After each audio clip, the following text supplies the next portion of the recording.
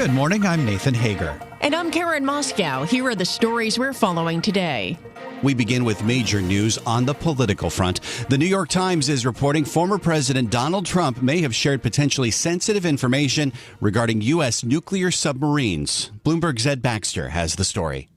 The shared information reportedly included how many nuclear warheads U.S. submarines carry and how close they can get to a Russian submarine without being detected.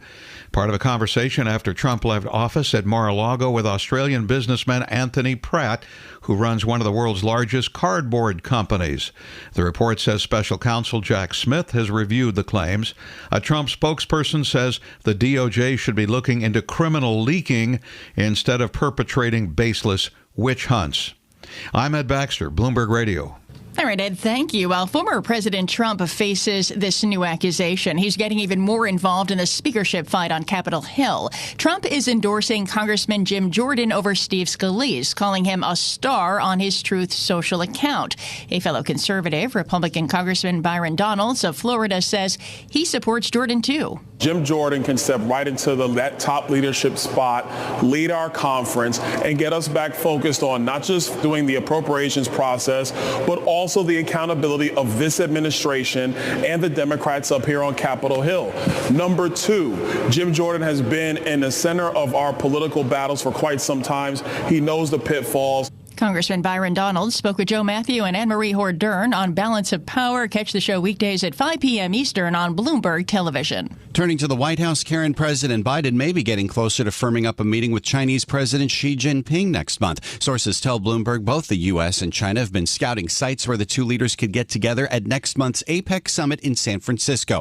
President Xi hasn't sat face-to-face with President Biden since the G20 in Bali, Indonesia last November.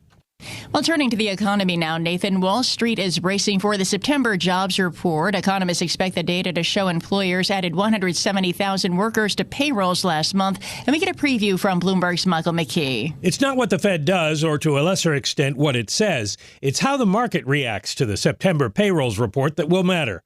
Bond yields have leaped upwards in the past few weeks, tightening financial conditions and raising recession worries. The Bloomberg Economist consensus forecast calls for slower job growth, but Wall Street's whisper numbers suggest traders are positioned for a strong payrolls report. It may be a classic case of good news being bad news for the markets and a Fed trying to slow labor demand to keep inflation in check. Michael McKee, Bloomberg News. Mike, thank you. Be sure to stay with Bloomberg for the jobs numbers coming at 8:30 Wall Street time. Now, if the labor market and inflation continue to cool, San Francisco Fed President Mary Daly says policymakers could hold interest rates. Daly spoke with Bloomberg's Lisa Abramowitz at the Economic Club of New York. If we continue to see a cooling labor market and inflation heading back to our target, we can hold interest rates steady and let the effects of policy continue to work. Even if we hold rates steady exactly where they are today, policy is going to grow increasingly more restrictive as inflation and inflation expectations fall. And you can hear the full conversation with San Francisco Fed President Mary Daly on the Bloomberg Talks podcast feed. Well, Nathan, as the Fed and investors await the jobs report, credit markets are on course for the worst week since the global banking turmoil in March. A sell-off in treasuries pushed up risk premiums on concerns interest rates may stay higher for longer. Oil is also on course for its worst week since March, Karen. Concerns over the global economy clouded the demand outlook. Commodities have been rocked by gains in the dollar and a surge in bond yields and checking prices. Now NYMEX crude is at $82.24 a barrel. Well, we may be on the verge of a huge deal in the oil industry. Bloomberg has learned ExxonMobil is in talks to acquire Pioneer Natural Resources. We get more from Bloomberg energy reporter Anthony DiPaola. Oil companies like Exxon are flush with cash, and they're looking for a place to use it. So they've been doing a lot of things like giving cash back to shareholders. Investment is becoming less and less popular because of ESG concerns. So this is a good use of cash. And that's Bloomberg energy reporter Anthony DiPaola, who says if the deal is completed, it would be ExxonMobil's biggest since 1999. The Wall Street Journal says the transaction may be worth as much as $60 billion. Now to the latest developments in the Sam Bankman-Fried trial, Karen. Two of the closest friends of the FTX co-founder took the stand. Bloomberg legal reporter Ava Benny Morrison says one was another FTX founder and Bankman-Fried's math camp buddy, Gary Wang. He walked into the court. He didn't make eye contact with Sam. He sat in the witness box and was speaking very quickly. You could tell he was a little bit nervous. He said that, yes, he committed a financial crime with Bankman-Fried. He altered the code that allowed Alameda to borrow billions of dollars from FTX and hid it from the public. And Bloomberg's Ava Benny Morrison says an MIT classmate also testified Bankman-Fried confided about a potential $8 billion shortfall at FTX from loans to Alameda 5 months before both companies collapsed. And breaking news, Nathan, the Nobel Peace Prize has been awarded to imprisoned activist Narges Mohammadi for fighting oppression of women in Iran. Time now for a look at some of the other stories making news around the world. For that, we're joined by Bloomberg's John Tucker. John, good morning. And good morning, Karen. Among some of the other stories we're following, former President Trump dropping a $500 million lawsuit against his ex-lawyer, Michael Cohen. A spokesperson for Trump stated that the former president intends to revisit the lawsuit after dealing with what he said were the witch hunts against him. Trump was scheduled to sit for a deposition of the Cohen case on Monday, the same day as a campaign event in New Hampshire. We're learning more about the cost of that casino hack at MGM Resorts International. That story in this report this morning from Bloomberg's Charlie Pellet. $100 million. The hack shut down many services at its casino hotels. The company also said it incurred less than $10 million in expenses related to technology consulting services and legal fees. MGM is the largest casino operator on the Las Vegas Strip. It said the impact of the hack is contained at this point. In New York, Charlie Pellet, Bloomberg Daybreak. Tens of thousands of healthcare workers at Kaiser Permanente are walking the picket lines on the final day of their 3-day strike. 75,000 workers with one of the largest U.S. medical employers are demanding higher wages and better working conditions. Caroline Lucas is executive director of the Coalition of Kaiser Permanente Unions. We are having overwhelming support from existing Kaiser patients who have called, emailed, showed up to our strike lines to tell us that they are overwhelmed and tired by the Kaiser wait to get appointments today. Both the union and Kaiser say the strike is affecting services. More than 50 dead after a Russian missile strike against a village in northeast Ukraine. It's one of the deadliest missile strikes since the beginning of the war. And Elon Musk's X Corporation, formerly known as Twitter, testing 3 tiers of premium service, which would allow the company to charge customers different amounts depending on how many ads are shown. The premium plan, which currently costs $7.99 a month, would be split into basic, standard, and plus variations. Global news 24 hours a day. We're powered by more than 2,700 journalists and analysts in more than 120 countries. I'm John Tucker, and this is Bloomberg. Karen. All right, John, thank you. Well, we bring you news throughout the day here on Bloomberg Radio, but now you can get the latest news on demand whenever you want it. Subscribe to Bloomberg News Now to get the latest headlines at the click of a button. Get informed on your schedule. You can listen and subscribe to Bloomberg News Now on the Bloomberg Business app, Bloomberg.com, plus Apple, Spotify, and anywhere else you get your podcasts. It is time now for the Bloomberg Sports Update. Here's John Stashower. John. Karen, before the Bears took the field in Washington, they learned of the passing of Dick Butkus at the age of 80. A Chicagoan through and through, grew up on the South Side, went to the University of Illinois. The Bears took him as the 3rd pick of the 1965 draft. Spent his entire 9-year career in Chicago, and he was an All-Pro in each of the first 8 seasons. A first-ballot Hall of Famer known for the ferocity for which he played with. The Bears hadn't won a game in almost a calendar year, and yet they won at Washington 40-20. It was a huge game for Chicago receiver DJ Moore. He was asked later if he realized just how many yards he had. I felt like it was.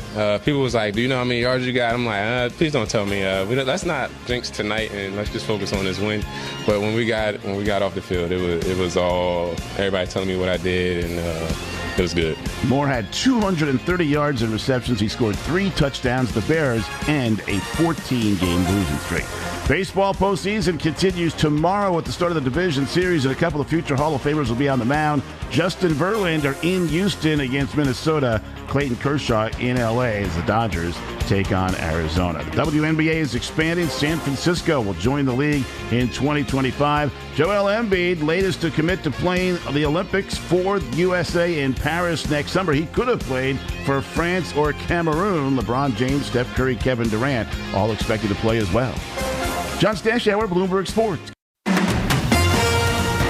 From coast to coast, from New York to San Francisco, Boston to Washington, D.C., nationwide on SiriusXM, the Bloomberg Business app, and Bloomberg.com. This is Bloomberg Daybreak.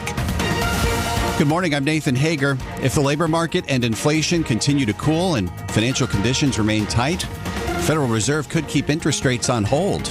It's a lot of ifs, but that is what we're hearing from San Francisco Fed President Mary Daly. Bloomberg's Lisa Abramowitz spoke with Daly at the Economic Club of New York. Let's go back to the June SEP, where, if you remember, or maybe you don't, I'll remind, in the June Summary of Economic Projections, there were 2 more rate hikes projected for this year. Then in July, we took one of those rate hikes, and another one in the September SEP was the median outlook. But the bond market has tightened quite considerably, over about 36 basis points since we met in September. Well, that is equivalent to about a rate hike, right? And so then the need to do tightening additionally is not there. So from my own perspective, that's what I look at. You know, that my job as I see it, our job as I see it, is not to tighten, just do our part. It's to watch financial conditions, because monetary policy works. We raise the funds rate, and it moves through all the other interest rates. If financial conditions are sufficiently tight, our work is not necessary because we don't need to boost them more. Yeah, does that make sense? Absolutely. And Rich Clarida said the rise in yields actually does the Fed's job for it. Would you sympathize with that kind of sentiment? That is actually how it works, right? If financial conditions tighten, I mean, one of the things that's happened in the last 90 days and certainly in the last few weeks is that financial markets have collectively seemed to take on board a variety of things. But one of the things that I heard from many commentators and many of the market outreach I do is that they have a general understanding now that we are committed at the FOMC to keeping rates higher for longer in an effort to bring inflation fully back down to 2%. And that recognition, along with all the other factors we could put in a list about why bond yields have risen, are affecting certainly the financial conditions and the tightening. And I see that as a positive outcome, that we would have tighter financial conditions, because then we can really get the job done of putting inflation back to rest. When is a sell-off something that's welcome from a perspective of finally the market is coming to terms with what the Fed has been saying? And when is it disorderly, disruptive, on a level that causes concern? You always want an orderly repricing over a disorderly repricing. And so far what I see is this, and this is why we watch it so carefully, but here's how I'm seeing it, is that what's happening is financial markets are actually trying to find their footing and the right price for things, and they've got to digest a lot of information. One is the supply and demand changes in the Treasury space, right? So supply is going up and demand is going down, especially from foreign buyers. So that is one factor to digest. Another factor to digest is Fed policy and board guidance in the SEP. A third factor to digest is this increasing conversation people are having about whether the real neutral rate of interest is actually risen. So we came into the pandemic with it at about 0.5, which means nominal neutral about 2.5. And when people say, oh, the neutral rate might have risen for a variety of factors, I'm hearing everything from maybe it's 5 to something that I would see more likely, which is between 2.5 and 3 for the nominal neutral. Probably we don't know if it's risen, frankly. I don't think anybody really knows, but certainly we should have those conversations. Back in March, when there was this concern about the banking situation, yields were at the low of March, were about 150 basis points lower than where they are now.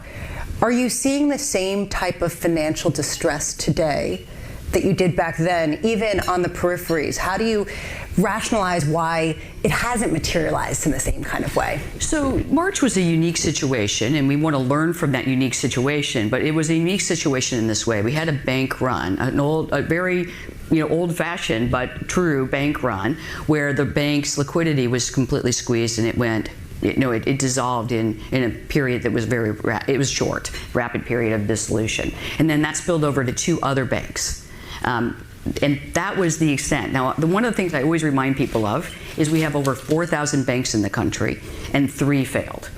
And all other banks that even felt the stresses, and there were a large number that felt stresses because they were near neighbors in sort of size and balance sheet distribution, composition, they felt stresses, but they managed those stresses because in part they had been a little more effective at hedging their risks, and then the Fed and with the Treasury support came in with the BTFP, and that produced a lot of calmness in the water. So since that time, banking stresses have really not been something that when you ask people in the community or the business leaders, what is top of your worries, that is not something they list. They list inflation, uncertainty, etc. So I think one of the reasons that we are seeing this yield rising not spilling back over is that essentially we know what's going on in the banking sector. Investor letters have been published for months saying, here's what this balance sheet looks like, here's what this balance sheet looks like, so there's not a surprise.